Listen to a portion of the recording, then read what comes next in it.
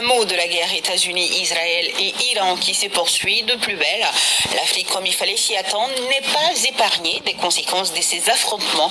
Les prix des hydrocarbures prennent l'ascenseur ici au Mali. Peut-on déjà parler de premières répercussions et comment faire face à l'impact? Awadama Koulibaly nous édifie. Les bombes tombent au Moyen-Orient, mais leurs ondes de choc traversent déjà les continents.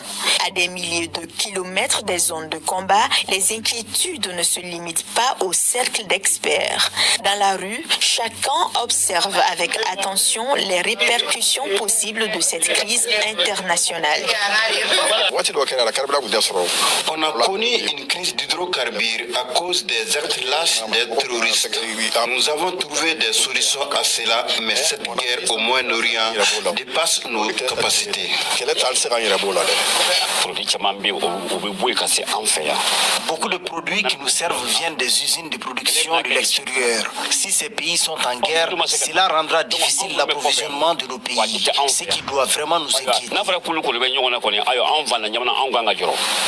Mais au-delà des ressentis et des préoccupations du quotidien, les économistes tentent d'analyser plus en profondeur les impacts possibles de cette guerre sur les économies africaines.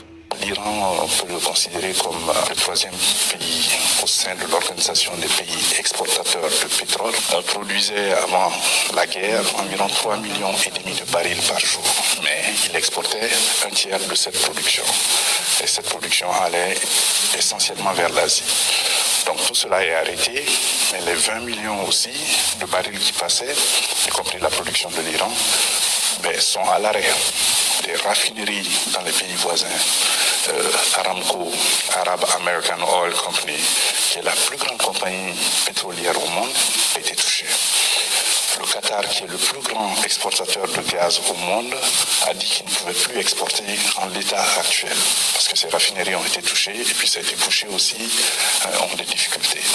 Bon, donc cela fait que le marché mondial est affecté. Et cela fait que les prix augmentent. Quand le prix du baril de pétrole augmente ou du gaz augmente, c'est un facteur déterminant pour tous les autres prix. Pour la simple raison que les transports est basé sur le prix du carburant. Donc 80% du commerce mondial se fait par le transport maritime. En plus de cela, vous avez le transport aérien.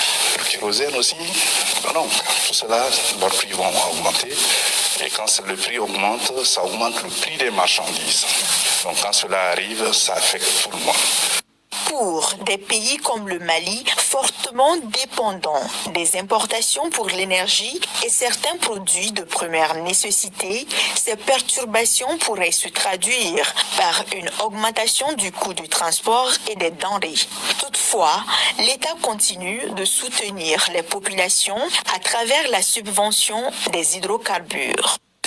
Les autorités font de leur mieux.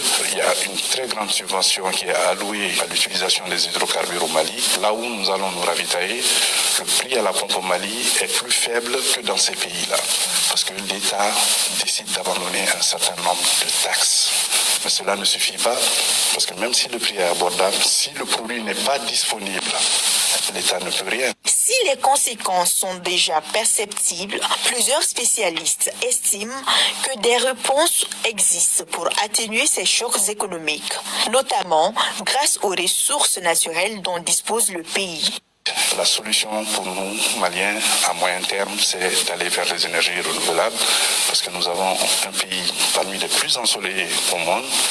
Le prix des équipements et du matériel a baissé de 80% ces 10 dernières années. Nous sommes, depuis l'année dernière, premier producteur africain de lithium. Il faut aussi que nous pensions à développer les transports publics. Pour d'autres, la réponse pourrait aussi passer par davantage de solidarité et de compréhension entre les peuples et des pourparlers à l'échelle internationale.